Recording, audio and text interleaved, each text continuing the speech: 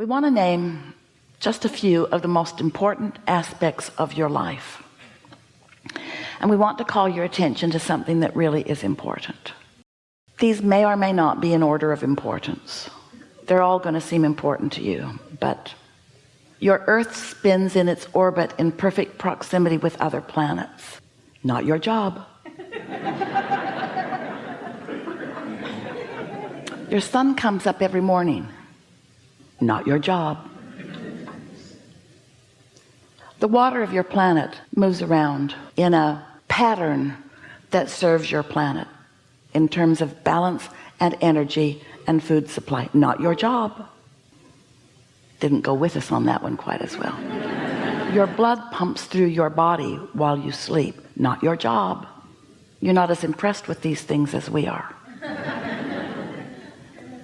We want you to begin putting, for a little while, everything that is important to you in the category of not your job, meaning not your action-oriented job. We want you to understand that there is a broader perspective that is moving things and keeping things in balance, and that the population of your planet is something that is tended to from non-physical consciousness perspective, that so much about what you are living here was set into motion even before you got here, and that there is a vibrational reality that you will call future experience that is underway, that you are contributing to on a daily basis by the sifting and sorting of the contrasts that you live. So just for a little while, we're not asking you to withdraw from life. We're not asking you to not have fun measuring yourself with others. We're not asking you to not enjoy the competitions that you find with each other. We're just asking you to put it in perspective. We're just asking you to acknowledge that there is an energy that creates worlds, a consciousness flowing energy that creates worlds, that comes from what some want to call God. We call it source energy, or your inner being, or the non-physical part of you, that is working for you because you are blessed and deserving, not against you ever. We would like you to accept that as you are here in these leading edge bodies, and that as you explore the details of your life, and you find something that is unpleasant to you, like people who are hungry, or people who are angry and mean and belligerent, or that when you experience the exposure of that, and you feel the offness of it, that you give birth to a rocket of desire that is then understood by this energy that creates worlds. It becomes part of the consciousness. It becomes part of the becoming. So you keep giving birth to a better world that you don't line up with. You give birth to a better world all day long. You give birth to more peace. You give birth to more prosperity. You give birth to more abundance of all manner. You give birth to all kinds of things by your exposure to it, through your personal exposure with one another, and through the media or your televisions or whatever. You are exposed to so much that makes you do what you were born to do, decide and define what would be better. But then you don't go to what's better because you keep focusing upon the problem that you've been exposed to. We want you to step back just for a little while. Try it for a month. People say, "What are you doing?" Nothing. No, really, what are you doing today? I'm gonna daydream. What? Yeah. I'm gonna go sit by the lake or sit by the fireplace. I'm gonna put my feet in the water. Aren't you going to go to work? Yeah, but I'm not going to focus like I usually do. I'm gonna tap into my true power. Probably gonna get fired. No, I have enough reserves going. I can go through the motions of what they need from me while I dominantly daydream. I can daydream at night. I can daydream on the way to work. I can daydream on my lunch hour. I can daydream. My mind can wander into the good things of life. I can predominantly daydream. What are you doing? Nothing. You can't be doing nothing. No, really, I'm not going to do anything for a while. What? I'm not going to do anything for a while. Nothing? Hardly. I'll probably get dressed. Take an occasional shower. I'll eat. And I'll show up.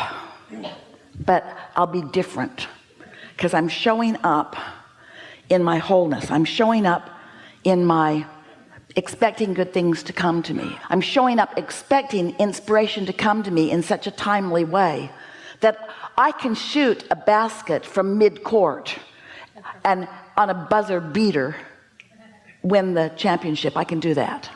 I can invent things and create things by utilizing this higher power that I have to daydream myself to. I'm no longer going to hold myself in practical defiance of my true power. So we're just saying that when you get the hang of this, the power of a non-resisted thought is a comparison of like an atomic bomb to a firecracker. The relationship of the energy and the movement of the energy within it, the power of a non-resisted thought. Try it. Try it just a little. Not even all the time, just a little more. Daydream a little bit and see what happens. Let your mind wander, or think about when your mind did wander and what it produced. Esther was waiting for her plane at the airport on her way to here. And she was in the Delta Lounge and just got a really strong impulse to go to her gate. And she looked and she thought, it's an hour early. I should stay here. Because less people, more food, comfortable chair. I should stay here. But the impulse to go was really strong. A good feeling impulse, like something better awaits you somewhere else. That feeling? Her practical mind couldn't figure it out because nobody wants to be at the gate instead of the first class lounge. But Esther did. Was strong. So she went down to the gate, found a seat, saw that her flight was on the board. It was the next flight coming. There was an airplane still there and another one still coming. So she was there really early. And then she thought, I should have a drink of water. My breath might be bad. And she thought, I should eat a breath mint. My breath might be bad. And then she thought, I should stand up. And then she thought, I should go over there. So she's just following these unimportant seeming impulses, and a woman turned around and said, Esther, oh my God, I knew I would meet you someday. I didn't know where or when. Esther said, me neither. All I know is that for the last hour, you've been calling me right here. You've been calling me right here, and see, my breath's good.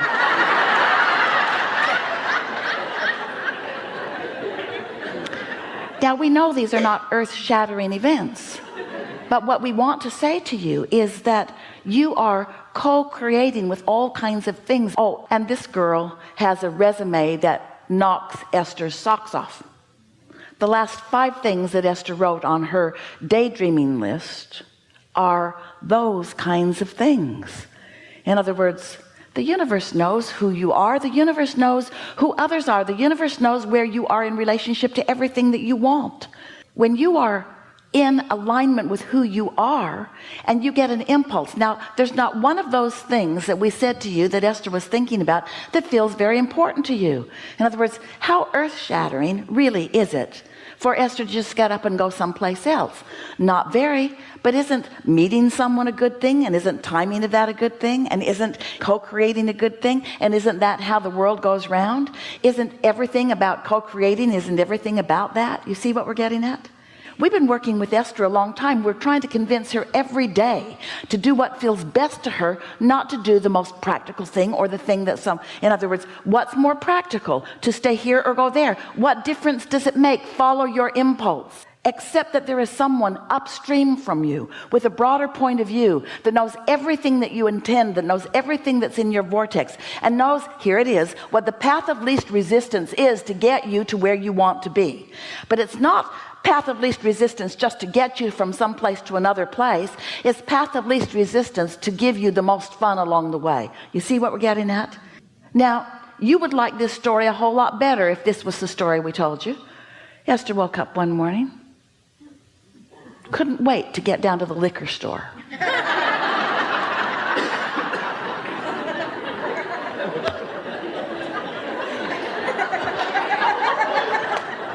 That's where she buys her water and milk. But on this particular morning, she got up, she couldn't wait to get there, and she bought a lottery ticket and she won $10 million. No, she didn't, but you would like that story better.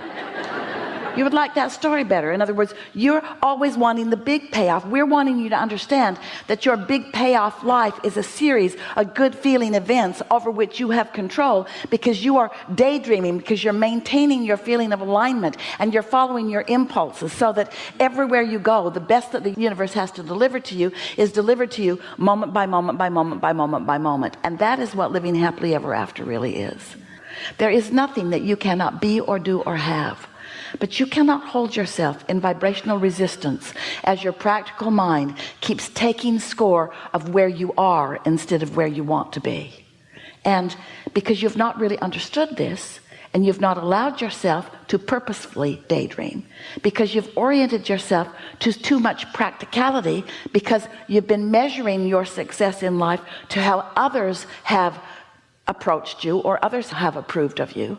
Those you work for expect things of you, and you want to perform in a way that pleases them. And those who you were born to expect things of you. You've given over your power to almost everyone else, seeking approval from their factoring you into them. And that's all right, because if you don't do what Esther wants you to do, she'll find someone who will. Are you afraid? No. Of course you want to do the things that you are supposed to be doing. We're just asking you to daydream too. Are you following? We're just asking you to begin leveraging this energy that creates worlds. Now, right now, you're sort of limp about it. We just delivered to you a soliloquy that could take you happily ever after into outrageous success on any endeavor that you're about, and you are limp about it because it doesn't seem big enough. It doesn't seem important enough. We ask for zero sacrifice. No sacrifice, no struggle, no attention, no effort. We didn't ask for any of the things that you equate with success. You've been barking up the wrong tree for quite a long time.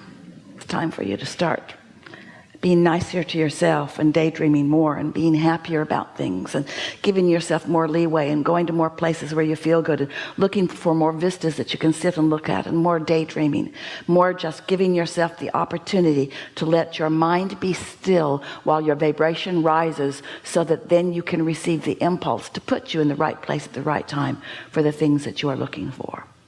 We've enjoyed this interaction immensely. If you liked the video, please give it a thumbs up.